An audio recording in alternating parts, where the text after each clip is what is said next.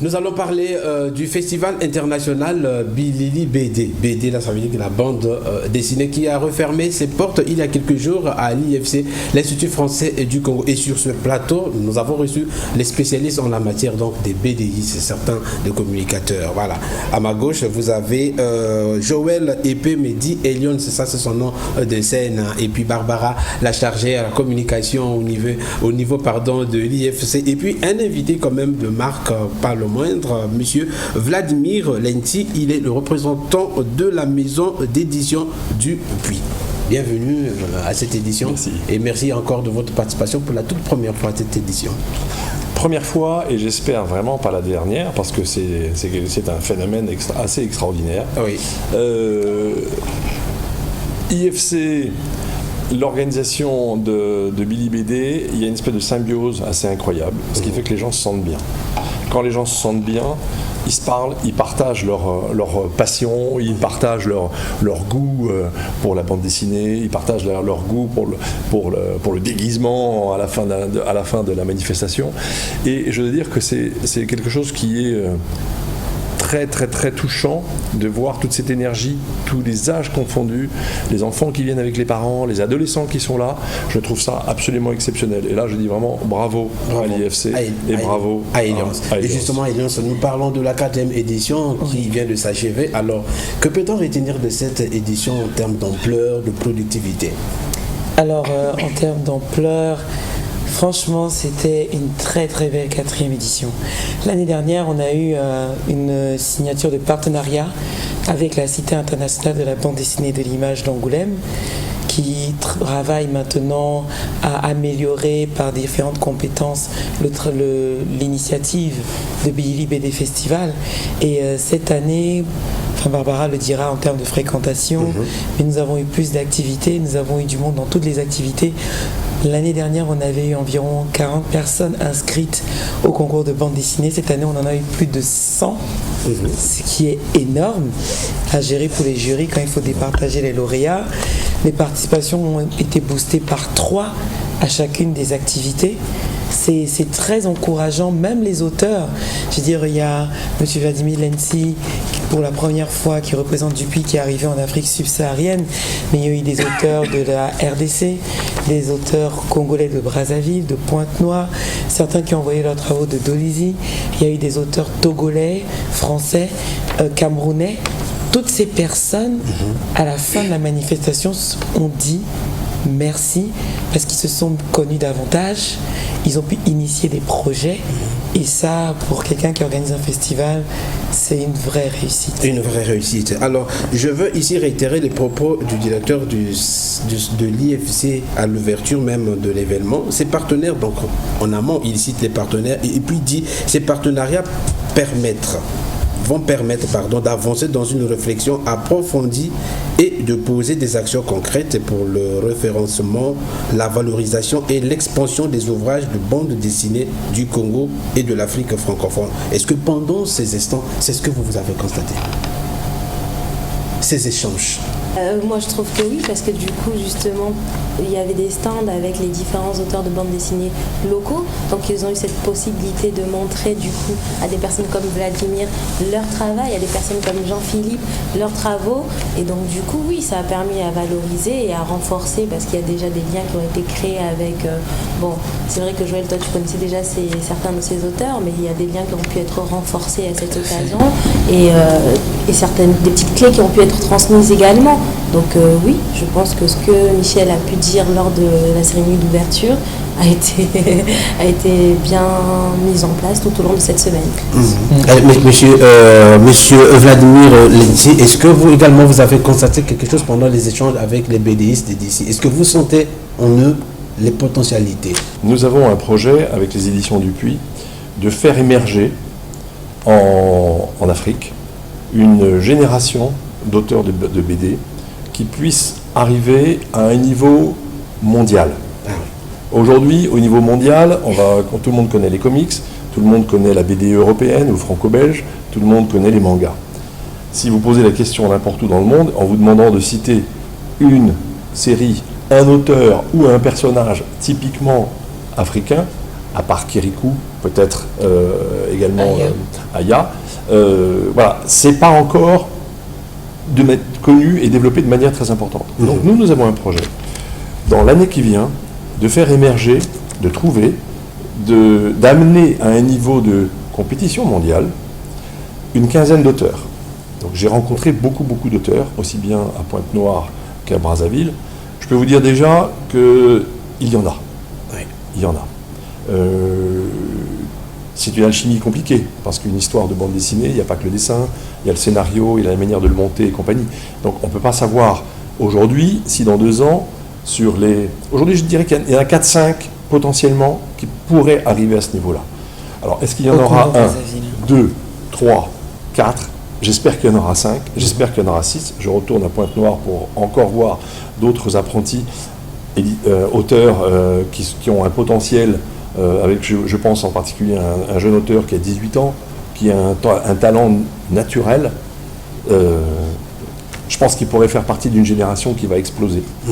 Donc, nous avons donc ce projet avec Dupuis de trouver des auteurs, de récompenser ces auteurs et de les rémunérer par un projet qu'ils vont nous soumettre, et on va les payer pour le temps qu'ils vont faire pour nous soumettre ce projet. Ça, c'est une première absolue. Voilà. Ensuite, ces auteurs seront édités sous forme de ce qu'on appelle le webtoon, c'est-à-dire des téléphones que tout le monde peut avoir à disposition dans sa poche. C'est dans le téléphone qu'il y aura la bande dessinée. Ça permettra d'élargir le plus largement possible la diffusion de la bande dessinée. Dans l'idée, on pense même arriver ensuite à avoir des histoires qui puissent se décliner en dessin animé, voire en série télévisée, voire en jeu. C'est ce qu'on appelle le 360, c'est-à-dire vraiment couvrir et faire connaître un univers africain, que ce soit un univers mythologique, que ce soit un univers du futur, que ce soit un univers quotidien, contemporain. Je peux vous dire d'ores et déjà que j'ai eu une découverte d'une BD qui va sûrement se faire. Garde le suspense, ne révèle pas ça. Non, je veux le dire. Je veux le dire. Tu veux le dire? Je veux le dire. On va avoir une BD sur la sape. La sape. Ouais. Oh, Quelle oui. surprise. Pas mal, non? Ça c'est cool. Voilà, Oui, là, moi, ça, je pouvais c'est pas cool. l'imaginer avant de C'est venir tellement là. de vestimentaire aussi que vous découvrez chez nous, parce que ça, c'est mais notre marque aussi d'habillement, la SAP, qui se répand Et ce déjà à sera travers le monde. valorisé Ce serait valorisé sur tout le sur tout le continent. continent. Mais moi, je peux vous dire, Incroyable. moi, j'en ai parlé hier devant l'Assemblée, mais Ouais. vous auriez vu la réaction des jeunes. Ils étaient tous en train de dire « Ouais, la sape, la sape !» Ben, je ne pouvais pas l'imaginer avant d'arriver. Voilà, donc c'est, potentiellement, on a, je pense, déjà un vrai succès à ce Un vrai niveau-là. succès, Et ouais. si on arrive à trouver, rien qu'au Congo, Brazzaville, 4 ou 5 auteurs sur la quinzaine qu'on va lancer dans l'année prochaine, c'est pas mal. Alors, mais pourquoi cette part belle au Congo? Parce que quand même, sur 15 places, le Congo dispose de 3, 4, peut-être 4, 5, pratiquement la moitié de Il y aura, l'effectif. moi aujourd'hui, je suis aussi scénariste. Ouais. Et je travaille déjà avec un auteur camerounais qui s'appelle Paul Monté. Et on a déjà fait à peu près 200 pages de bande dessinée.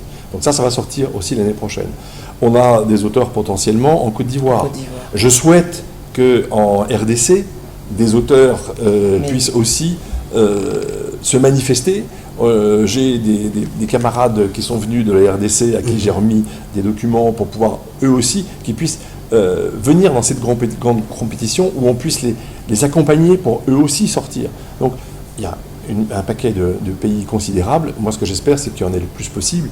Et si on peut avoir 30 candidats et avoir même 20 ou 25 dossiers, à la limite des 15, on s'en fiche. On s'en fiche. Ce qu'il faut, c'est Si, c'est c'est qu'on tout crée ce ce qu'on mouvement. Voilà, Ce qu'il faut, c'est que ça soit à un niveau de compétition mondiale. Donc avec Ouais. un niveau d'exigence, donc c'est pas facile. Il faut en plus arriver à faire une BD complète avec les contraintes de la vie de tous les jours. Donc c'est pas simple, mais on a beaucoup d'espoir dedans. Alors, tout ceci, Eliane, si cela pouvait se concrétiser, ce projet, ce serait grâce à vous, quand même. Est-ce qu'en ce moment-là, on se frotte les mains pour dire C'est une fée. je suis au C'est firmament une fée. de mon art. Je suis au firmament de mon art quand on conduit devant la scène ce grand festival qui réunit les talents du monde. Est-ce que vous vous sentez comblé du joie? Je suis très très heureuse de voir que des choses qui sont initiées portent du fruit. Oui. Je sais que c'est un vrai challenge de mon côté de faire venir Vladimir. On se connaît depuis un peu plus de 3 ans maintenant. Et je n'aime pas personnellement gâcher les opportunités. Donc je n'ai pas souhaité l'inviter plus tôt. J'ai attendu que le festival mûrisse, même dans nos rapports avec l'Institut français, on a attendu la 3e édition pour inviter Pierre Lungheretti et signer avec la Cité de la bande dessinée d'Angoulême, qui a par exemple un projet pour Africa 2020 de réaliser une grande expo à l'échelle du continent et valoriser les auteurs. Nous avons aussi la présence pendant Bilili, la présence du directeur de Lyon BD Festival, qui veut aussi faire non seulement une expo des auteurs africains, mais les mettre au musée, dans une salle d'opéra pour des concerts dessinés. Il a plein de projets et il a aussi repéré des auteurs. Donc, en signant avec la Cité de la BD d'Angoulême l'année dernière, quand on a discuté après coup avec l'Institut français, on s'est dit maintenant, ça fait 3 ans. Ça fait 3 ans. On est assez mûr pour pouvoir aller plus loin et amener des profils plus importants, des profils qui ont un vrai désir de recruter et de rémunérer, donc payer des auteurs. De rencontrer Vladimir avec le projet de Dupuis, c'était vraiment, depuis le temps qu'on en parlait, une première étape concrète, non plus théorique mais pratique, de ce qu'on se disait déjà depuis quelques temps. On a l'impression qu'en 2020, les étoiles les s'alignent. planètes s'alignent. Tout s'aligne. Oui. Non mais c'est étonnant. C'est étonnant. C'est une vision. En fait, C'est un fait. 2020, C'est un fait. Parce qu'en 2020, c'est l'année de la BD en France. en France, d'accord. elle a été D'accord. déclarée Ouais. année de la bande dessinée, d'ailleurs à la Cité, À la Cité. de la BD d'Angoulême. Est-ce que le Congo pourra avoir sa place aussi dans cette édition de 2020? Bien sûr. Mais c'est cette place, Bien c'est sûr. cette place Mais qu'on on aura, parle. on aura C'est des jeunes exactement auteurs ça. qui viendront en Ah France. oui, ah, d'accord. Pour la première fois en fait. Pour la Oui, première la fois. première On fois. leur Il fera faut bien oser rencontrer- aussi. On leur fera rencontrer d'autres D'autres auteurs. auteurs. On va partager des expériences. oui. On va traiter d'égal à égal. Égal. Et- Ça, c'est énorme. Ça, Oui. c'est énorme. Alors, Et vas-y, continue. le désir aussi, parce que je sais qu'il y a plusieurs personnes qui nous écoutent, le vrai désir au-delà d'aller en France, c'est de rentrer après au Congo. Oui. Parce que les auteurs qui partent, les auteurs que Vladimir repère, il faut qu'ils soient starifiés dans leur pays. On a une monnaie qui est plus faible que l'euro. Donc quand il annonce 200 € de rémunération aux auteurs, 200 € en Europe, ça ne représente pas la même Pas chose la même chose. que 200 € au Congo. Oui. Avec l'appui de Dupuis, l'appui de la Cité de la BD, l'appui de Billy BD Festival. Donc les auteurs qui partiront, l'idée n'est pas qu'ils restent forcément, puisqu'il y a tellement d'autres voyages de prévus, et il faut que le voyage devienne pour eux un enrichissement et pas une destination finale. Ah, c'est pas une fin en soi. Non, Oui. non, non, Bien sûr que c'est non. pas une fin. L'avenir, il est là. Ah ouais. Oui, l'avenir est ici. Il est là. C'est ce qu'on s'est dit aussi hier en clôture. Aux jeunes Africains, l'avenir, faites-le vous-même. Faites vous-même. Tout le monde est prêt. C'est à ce que partager. les Africains sont en train de faire ici ouais. aussi, Et tout donc, à ils fait. ont pris les choses à bras le corps. Et Tout à fait. nous constatons l'euphorie que cela apporte pour preuve. Voici un exemple de l'Irène, c'est quand même à travers Il Billy fallait que BD je reste, aujourd'hui, ça a tout traîné à fait. une foule dans cette cruise. Alors, le festival depuis 2016 a connu une montée en puissance des éditions précédentes qui montre sa qualité, sa capacité à fédérer les énergies et son impact sur un public toujours plus nombreux. 2016, 300 spectateurs. 2017, le triple, 900. Oui. 2018, l'année dernière, 2500. Oui. Et c'est-à-dire, cette année, je n'ai pas le chiffre exact. Alors, selon vous, qu'est-ce qui anime les auteurs dans cette passion? Je pense que nous avons tous, quelque part, Armand en avait parlé une fois, on a un attachement à l'image qui est réel. Nous avons grandi, d'ailleurs là on nous regarde par un écran, on a un attachement à l'image et tout petit on commence par l'image certes réelle, mais aussi l'image dessinée ou l'image animée. Quand on en avait parlé dans une de nos rencontres, on avait parlé des BD comme Les Schtroumpfs, Les Schtroumpfs, Lucky ouais. Luke, Lucky Luke, ouais. Gaston Lagaffe, Spirou. Et il y a des personnages qu'on connaît, avec lesquels on grandit. Et il y a des personnes comme moi qui ont porté la chose un peu plus loin, c'est qu'ils créent aussi des univers et ils cherchent un espace où les présenter. Et avec les différentes crises qu'ont connues le continent au sens large et le Congo en particulier, pour X, Y raisons, nous avons décroché de l'amour que nous avions pour l'image, qui a été comblé par les Gandars, par les concerts de musique, par différentes activités qui nous déconnectaient de l'image. Et progressivement, nous on le voit clairement avec Bilili, quand on permet aux gens d'accéder à un espace où ils se reconnectent avec la bande dessinée, pour ceux qui sont nostalgiques, ils se souviennent de Kwaku, ils se souviennent donc des Spirou ou des Lucky Luke. Ils se disent, tiens, j'aimerais bien voir qu'est-ce qu'il y a encore de nouveau. Et là, ils voient qu'il y a des Congolais qui font de la bande dessinée. Et il y a une fierté qui vient de dire, mais il y a quelqu'un d'ici qui fait aussi de la bande dessinée. Ça crée un engouement. On a d'autres activités comme le cosplay, dont Vladimir a parlé tout à l'heure. Le fait de se déguiser en personnage de bande dessinée. On se rend compte que le lauréat de cette année était un fan dans la foule l'année dernière qui regardait ceux qui se déguisaient et qui disait « J'aimerais bien aussi le faire l'année prochaine » et il l'a fait, il est devenu le gagnant. Ce qui fait que lui, il ramène sa classe, chacun ramène sa classe, ses amis, sa famille et ça crée vraiment un rendez-vous autour de la bande dessinée, du dessin animé, du jeu vidéo, du cosplay. Et cette année, on a même découvert un engouement pour le karaoké. C'est-à-dire qu'il y a eu plein de jeunes Congolais qui chantaient des génériques de dessins animés en français, en anglais, en japonais. Hein, Armand? Hein? Les jeunes Congolais, là, ils chantaient en japonais et ils chantaient bien. Hein? Et à la clôture, ils ont dit, nous, on veut maintenant chanter les dessins animés et traduire les textes en lingala pour l'année prochaine. Pour intégrer une catégorie des gens aussi, voilà, qui ne comprennent pas trop le français. Qui ne comprennent ni le français, ni l'anglais. Barbara, quand on rassemble ce monde si fou qui vient pour faire la fête, en ce moment-là, quand même, on a du pain sur la planche. Pas facile en termes de communication. Pour rassembler tout ce monde-là. Tu avais dû utiliser beaucoup de support pour les invités. Oui, mais bon, comme on est à notre 4e édition, c'est vrai qu'au fur et à mesure, on a adapté la communication à notre cible, notre cœur de cible, et puis on s'est rendu compte aussi que notre cœur de cible n'était plus aussi réduite que ce que l'on pensait au départ, donc on l'a élargi, et du coup on a commencé à réfléchir aussi autrement, à communiquer autrement. Cette année, on a associé beaucoup plus d'écoles, notamment avec la projection du film Iqbal à l'Institut français, mais aussi à Canal Olympia, avec des écoles comme l'école Clé Phoenix, Saint-Exupéry, la Fraternité. Voilà. Donc c'est des moyens de communication aussi totalement différents, au-delà des banderoles, au-delà des spots publicitaires, voilà. On a voulu toucher toutes les couches et vraiment, comme c'est pas que la bande dessinée, il y avait aussi effectivement tout ce qui était dessin animé, tout ce qui est animé avec les projections de films, mais également le cosplay, également le karaoké. Donc voilà. Quand vous parlez de cosplay, c'est quoi? Parce que le citoyen lambda, il a envie de connaître tout ça. Cosplay, c'est quoi? Le cosplay, c'est le fait de se déguiser en personnage de dessin animé ou de bande dessinée ou de manga, etc. Oui, ça a quel intérêt, justement? Alors, l'intérêt du cosplay, enfin cosplay, c'est costume player. Ouais. Costume, donc costume player, jeu de rôle. Ouais. Tu joues le rôle d'un personnage que tu aimes. Il y a différents intérêts au cosplay. Le premier permet pour un partenaire comme Dupuis de voir rapidement ce que le public consomme.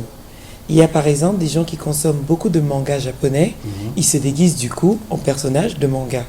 Donc Dupuis sait que s'ils veulent lancer quelque chose en Afrique, le format, parce que le manga s'écrit d'une certaine façon, il y a une rapidité dans la lecture, il y a moins de texte, il va y avoir une autre façon de concevoir la bande dessinée et Dupuis l'adaptera. Donc la première chose rapide avec le fait de se déguiser en personnage, c'est que les potentiels éditeurs, recruteurs voient tout de suite ce que le public consomme. En deux, ça permet au producteur, donc l'auteur de bande dessinée, qui est du Congo, qui est du Cameroun, qui est du Togo ou autre, voit aussi ce que le public consomme. Je vais prendre un exemple très simple. Pour ceux qui regardent, il y en a qui connaissent le dessin animé qu'on appelle Naruto. C'est l'histoire d'un enfant qui est possédé par un démon renard à 9 queues et qui veut devenir chef de village. Au Congo, on va le délivrer, parce qu'il est possédé. Mais chez les Japonais, ils en ont fait une saga qui a duré 10 ans, qui a été adulée par le monde entier. Et même ici, pendant le concours de cosplay, il y en a qui se sont déguisés en personnages de Naruto. Ça veut dire que les histoires qui tournent autour de la magie intéressent le public. Donc, le dessinateur congolais, parce qu'on a plein d'histoires comme ça, Armand. Hein? On a des histoires de sorcellerie. Oui, bien sûr, les gens, ouais. ils ont les ventres qui gonflent, on ne sait pas. Voilà, les on va à pieds, l'hôpital, machin, tout ça, voilà. il n'y a rien. C'est- On peut créer des histoires de bande dessinée dessus. Ouais. Puisqu'on voit que au Japon, ils font une histoire avec un démon renard. Très bien. Et on ne l'a pas délivré à l'église. Mhm. Ça veut dire qu'on peut ici travailler aussi sur des Sur histoires ces mystiques histoires, qui touchent un public. Ah ouais. Dans le cosplay permet rapidement de montrer ce que le peuple, le public consomme et à ceux qui vont vendre leurs produits d'adapter à la consommation. Et enfin, le cosplay, parce que dans certains pays comme aux États-Unis, en Europe, le continent au sens large, et beaucoup au Japon, un peu en Corée du Sud ou en Asie, il y a des professionnels du cosplay. Leur profession, c'est de confectionner des costumes. Très bien. Ils travaillent pour le cinéma, ils travaillent pour les grandes structures de jeux vidéo, ils conçoivent tout ce qu'ils voient à l'image, ils le conçoivent. Donc le C'est cosplay, une forme de sape. C'est une oui, forme de c'est ça. une forme de sapologie et ça donne du boulot. Oui, ça donne du Ça veut boulot. dire que progressivement, les cosplayers Ouais. sont valorisés, deviennent des références et ont du boulot pour concevoir pour le cinéma, pour le jeu vidéo, pour les grandes enseignes qui viendront. Justement, et c'est tout la ça. question que je voudrais vous poser, vous m'avez anticipé. Est-ce que la bande dessinée a la possibilité de transformer l'espoir en victoire? Tout à fait. Ouais. Je pense que Alors, la déjà, première une première victoire- chose, Ouais. moi je vais juste prendre mon exemple personnel. J'ai appris à lire dans une bande dessinée. Ah, Parce que c'est intéressant. avant que vous sachiez lire les mots, quand vous êtes juste en train de commencer à apprendre, quand on vous montre une histoire avec des dessins qui se racontent des choses, ben vous avez envie de savoir ce qu'ils veulent. Donc vous allez beaucoup plus vite pour apprendre, et au lieu que ça soit une corvée d'apprendre à lire, eh bien on sait que derrière vous pouvez avoir du plaisir. Rien que ça, c'est Rien que énorme. ça. Oui, c'est Rien énorme. que ça, c'est énorme. Ah ouais. Alors, la fois dernière, le directeur du Centre culturel français de l'IFC, hein, on est habitué à ça, C'est- a déclaré Ex-CC. ceci, Billy BD ne serait rien sans Joël Épée, donc vous, Ouais. qui porte ce festival à bout de bras et l'accompagne avec passion dans sa fantastique. Voilà, il va un peu plus loin, dans sa fantastique évolution. Ici, il vous rend en quelque sorte un hommage. Alors, vous, comment est-ce que vous vivez la chose en tant que productrice de ce grand festival qui est initié par une femme, quand même, une grande première au Congo, en Afrique aussi? C'est peut-être pas en Afrique, mais il y a le festival de la bande dessinée d'Alger qui est d'accord. porté par une femme aussi. femme aussi. Et c'est justement en regardant des femmes comme elle, elle s'appelle Dalila, elle a aussi créé une maison d'édition. C'est en regardant des personnes comme elle qu'on se dit que c'est possible. Et c'est très flatteur et c'est vraiment surtout très encourageant de recevoir ce type de félicitations. Parce que l'IFC, c'est un opérateur culturel qui a sa place maintenant. Ils ont fêté, cette année, l'Institut français fête ses 25 ans au Congo-Brazzaville. Et on voit qu'un quart de siècle, si on regarde à l'échelle de la Terre, ça ne représente rien. Mais à l'échelle du Congo-Brazzaville, et pour moi, à l'échelle de Bilili qui va à 4 ans, c'est énorme ce que l'Institut français me permet de faire. Donc, ce type d'hommage, ça me flatte 2 minutes, mais sur le reste du temps, ça me donne un gros challenge. Oui. Parce que Ouais. quand quelqu'un te Sur dit... le plan international aussi. Oui, Ouais. parce que quand quelqu'un te dit « Oh, c'était génial », ça veut dire que l'année prochaine, il va me dire quoi? C'est ça. Donc, c'est vraiment, c'est très flatteur, c'est très encourageant parce que je me dis, j'ai donné vraiment, je donne beaucoup d'énergie et le but, c'est vraiment de valoriser parce que on s'est déjà connus autour de ma bande dessinée, Armand, avec La vie d'Eben Douta, c'est mon projet personnel. On s'est connus dans d'autres circonstances aussi au milieu de la bande dessinée. Maintenant, on voit l'initiative du Billy BD qui prend vraiment corps et forme. Pour moi, ça veut dire l'année prochaine, il faut que quand il fait son discours, qu'il ait des larmes de joie. Ah ouais, bien sûr, on sent Ça, c'est mon prochain challenge. Alors, plus nous sommes dans Le rêve de joie, J'avais envie de dire qu'elle était une fée, mais là, elle a quand même un petit côté sorcière. Donc là, le faire pleurer. Ça, c'est le secret Mais de la non. connaissance quand même. Mais hein, c'est non. bien. Elle s'ouvre à tout le monde, elle veut partager sa connaissance à tout le Oui. monde. Je crois que ça, Et c'est... les sorciers ne partagent pas. Moi, je partage. Je partage. Alors, nous sommes toujours dans cette série d'hommages. Il y a aussi M. Jean-Philippe Martin, qui est le représentant de la Cité internationale de la bande dessinée d'Angoulême, capitale mondiale de la bande dessinée, Tout à fait. qui a également dit quelque chose sur vous, mais en termes d'éloge. On l'écoute. Effectivement, c'est une des rares femmes, à ma connaissance, en Afrique, qui pratique avec grand talent la bande dessinée. C'est une des autrices majeures aujourd'hui de la bande dessinée africaine.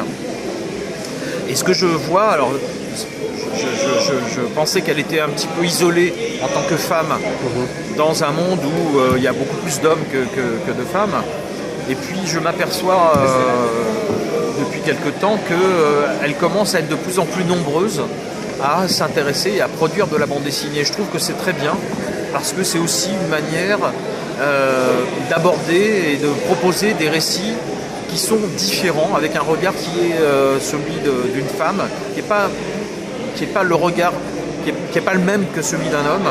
Je pense oui qu'il faut absolument, que les Africains doivent être fiers, peuvent être fiers d'Elions, absolument, oui.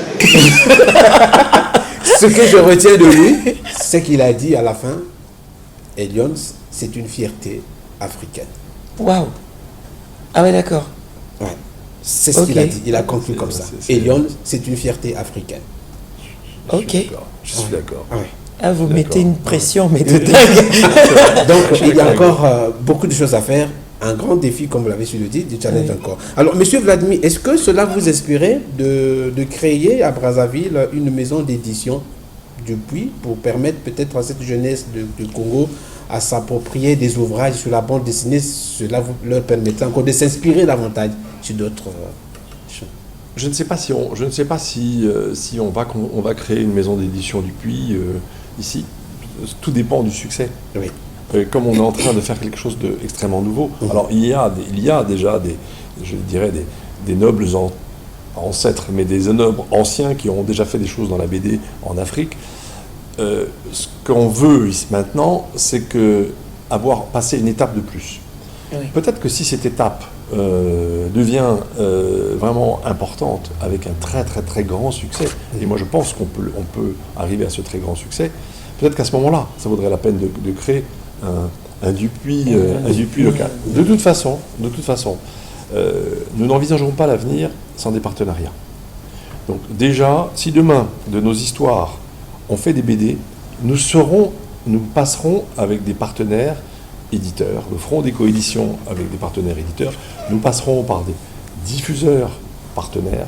Si demain, on fait des dessins animés, on a déjà des pourparlers en cours avec des producteurs et des réalisateurs de dessins animés, localement, que ce soit ici, que ce soit à Abidjan ou ailleurs. Donc ça, c'est vraiment, je dis, c'est un partenariat d'ego. On peut apporter une certaine technologie, on peut apporter de la formation dans les idées qui sont clairement dites pour l'année prochaine, parce qu'il y aura beaucoup de surprises en 2020. Je pense que 2020 va vraiment être une année charnière et fondamentale. Oui. Parce qu'il y aura des dessinateurs de BD qui partiront en France, qui vont rencontrer leurs confrères, que ce soit en France ou en Belgique. Il y a des gens qui viendront d'étrangers ici aussi. Il y aura des grands auteurs qui vont venir ici. Il va se passer énormément de choses. Pour moi, c'est une année charnière. Je pense que c'est même une année historique. Tout à fait. D'accord. Il y a un avant et il y aura un après 2020. Mais Elion, ce que je constate, c'est que généralement, à la fin de festival, les meilleurs BD ne sont jamais récompensés ou montrés au public. Est-ce que c'est pas un manquement quand même? Parce que c'est dans les caractères. Bon, pour cette édition, voici le meilleur BDiste, c'est un tel, on voit le dessin, la forme, quand même, pour que le public apprécie. Est-ce que ça, c'est pas le côté manquement? Alors, si les meilleurs sont toujours annoncés, mais ils sont annoncés sur la page Facebook de Bilili BD Festival. Parce que toutes les chaînes de télé, vous avez des programmes parfois très chargés. Oui. Donc vous faites des couvertures qui sont peut-être parfois diffusées après ou pendant, c'est vrai, mais c'est une discussion qu'on fait ensemble. On améliore la visibilité ensemble. Le Bilili BD Festival offre, l'année dernière on a offert notamment en partenariat avec Isneo 2 contrats d'édition pour des auteurs congolais. Congolais et camerounais en l'occurrence. L'autrice camerounaise qui a été la récompensée de l'année dernière, a déjà été publié sur la plateforme Isneo et cela a été communiqué sur la page web. Parce qu'on ne veut pas forcément vous charger, il y a tellement d'autres potentiels aussi à mettre en avant à la télévision. Vous nous accordez déjà beaucoup de temps, donc on communique sur les réseaux sociaux. Et le deuxième lauréat, donc ceux-là, c'est des Congolais, ils sont encore en train de faire leur BD. Donc l'idée à la base était, pour cette édition, de les mettre sur tous les plateaux, de les mettre vraiment sous les projecteurs. Mais comme ils n'ont pas pu livrer leur BD à temps, c'est pour ça qu'on a été un peu calme, pour ne pas leur mettre plus de pression, parce qu'ils ont tellement senti la pression. Vous savez, Bertrand, quand vous me donnez des compliments comme ça, moi j'ai déjà un peu appris à gérer la pression. Mais il y en a qui, lorsqu'on leur dit « tu as très bien fait, tu vas être visible », Isneo est visible à l'international. Ils ont un partenariat avec Nintendo, ce qui fait que toutes les BD qui sont disponibles sur la plateforme Isneo, c'est une plateforme numérique aussi, sont visibles sur les Switch, toutes les consoles de Nintendo. Et ils ont un partenariat avec Canal+, qui fait que leurs BD sont aussi disponibles sur tous ceux qui ont les bouquets Canal+ à l'étranger. Donc quand les lauréats l'ont appris l'année dernière, ils ont paniqué pendant genre 4-5 mois. Ils n'arrivaient plus à dessiner à cause du stress. Et ça, c'est aussi autre chose qu'on apprend à gérer doucement. Parce que nous, on est un peu habitués, mais même on n'est jamais réellement habitué au stress. On apprend à le gérer à notre manière. Et ce n'est pas qu'on ne veut pas les mettre en avant, c'est qu'on les prépare à gérer les médias. Alors, il y a une chose aussi que j'ai constatée. Vous avez dessiné sur une aventure qu'on appelle Ben Douta. Oui, la vie de Ben Douta. La vie de Ben Douta en 3 tomes, 3 volumes, je crois. Actuellement, c'est une série en cours. Voilà, mais très peu de Congolais le font. Est-ce que, n'est-ce pas là, à travers Bilili BD aussi, les booster, pourquoi pas, à écrire en forme des épisodes ou des séries, il faut peut-être le dire, parce que c'est chacun qui vient peut-être avec une page, il met et puis bon, voilà. Alors, à ce niveau-là, au Congo-Brazzaville, il y a en ce moment même 2 auteurs qui font des séries. Il y a Badicart, Badicart que vous connaissez certainement, qui est aussi professeur et qui a publié actuellement une série de 12 tomes, La perle de Kitokoville. Donc, et même en Afrique, il me semble que c'est le seul, au-delà même, il est plus fort que moi à ce niveau-là, parce que moi je suis à 3 tomes, c'est pas le même nombre de pages certes, mais en auto-édition, c'est le seul actuellement à avoir 12 tomes d'une série en cours qu'il finance avec ses ventes. Donc il a aussi été repéré dans le cadre de ce festival et je pense qu'il aura de très bonnes nouvelles à venir à son niveau. Et pour la génération un peu plus jeune, Vladimir a fait la connaissance, je ne donnerai pas le nom. Tiens, parce qu'on parle de gérer la pression, parce qu'il ne sait même pas qu'on veut parler de lui. Donc je ne veux pas donner le nom. On se met d'accord. Monsieur Vladimir, je vais vous poser une question technique, mais c'est vraiment technique. Ce serait intéressant pour le public. Oui. La transformation de la BD en DIA, en dessin animé. Comment ça se fait? C'est un travail difficile. En fait, c'est un travail qui doit être presque fait au moment où vous commencez à travailler sur le scénario. C'est-à-dire que vous devez envisager le scénario à la fois pour une bande dessinée, mais en imaginant que demain, ça va se transformer en dessin animé. Oui. C'est-à-dire que là, il y a des règles qui sont assez précises. Bon, on n'a pas le temps de voir ça en détail. Là, je passe beaucoup de temps avec les candidats auteurs. Là, ce matin, j'ai passé 3 heures avec un candidat auteur. On a passé un moment absolument fantastique. Il m'a parlé de son projet. Qui est un très bon projet. Et c'est d'ailleurs lui qui a la série qui doit déjà être à 3 tomes. Une mini-série qu'il a créée. C'est intéressant. Il a un projet qui ça va marcher. Oui. Mais après, il faut arriver. C'est un travail d'orfèvre. C'est comme une plaisanterie dans un spectacle, etc. Si vous la balancez au début et pas à la fin, personne ne va rire. Donc là, ici, il faut vraiment, c'est une alchimie. C'est une alchimie. Il y a un certain nombre de règles. Si vous faites une série, il faut que le lecteur, quand vous avez fini la série, c'est comme les séries à la télé. Oui. Si à la fin, quand vous avez votre série s'arrête, vous dites vivement la semaine prochaine ou vivement le mois prochain, vous avez gagné. Et le lecteur a gagné. Celui qui regarde ça, il a gagné. Parce qu'il aura du plaisir, il a une attente d'un plaisir à venir. Voilà, donc c'est tout ça. Ça se conçoit dès le début. Je pense qu'une des difficultés des jeunes, c'est qu'ils commencent une BD sans voir où ça va arriver. Exactement. Il y a une construction à faire. Moi, j'ai entendu des auteurs très très doués. J'en ai un en particulier, je pense, qui est un dessinateur magnifique. Mais il fait une histoire, il commence par une image, et il ne sait pas quelle va être la suivante. Et puis il invente au fur et à mesure. Mais ça, c'est très bien. C'est très bien, ça fait des très belles images. Mais est-ce que ça va faire une série qui va rendre le lecteur amoureux de ces personnages? C'est ça. Et vous-même, vous êtes dessinateur aussi? Ah non, moi, je ne vendrai jamais une BD dessinée par moi. Il n'y aura pas un client. Il n'y aura pas un client. Mais Ça dépend de la thématique aussi. Ça peut attirer l'attention aussi du public. Une œuvre de Picasso, oui. Barbara, brièvement, alors, le CCF gagne quoi dans tout ça, l'IFC? Ça gagne quoi dans tout ça? Comme tu l'as dit tout à l'heure, toi ou Joël, on fait quand même partie des opérateurs culturels.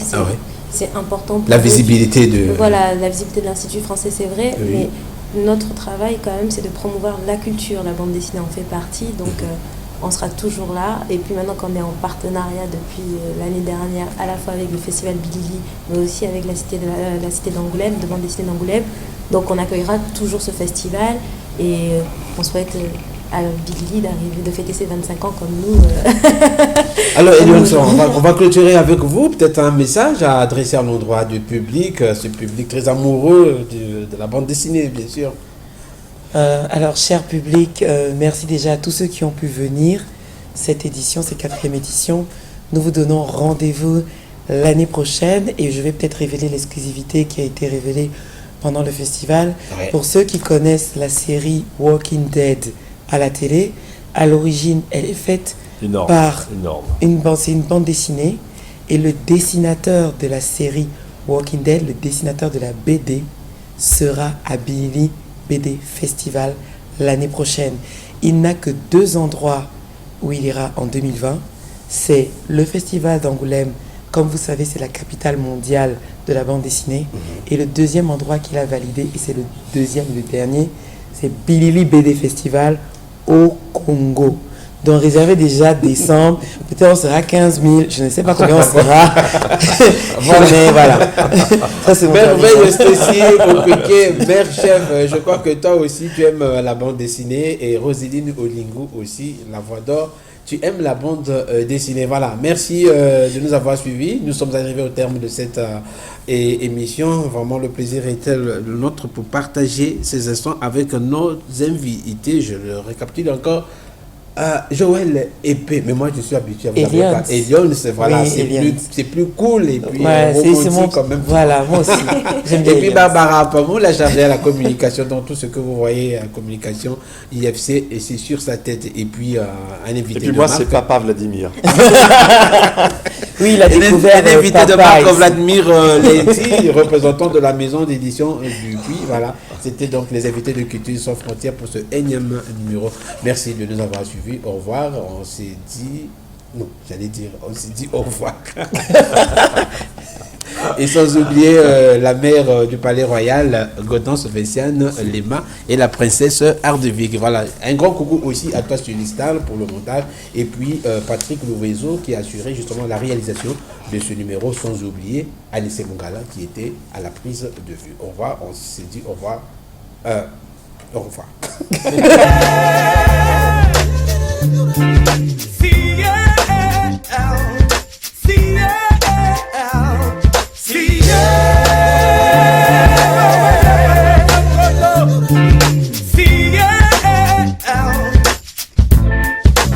Don't